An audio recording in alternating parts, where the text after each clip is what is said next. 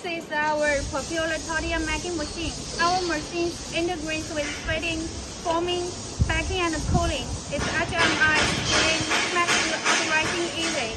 Put the dough stirred by the mixer into the metering hopper, and then squeeze the dough quantitatively through the screen device. Then goes into heating press and flattens it. The baking system packets it and fining into 3-layer cooling conveyor. The finished cake crust will be cooled by the fans and goes out.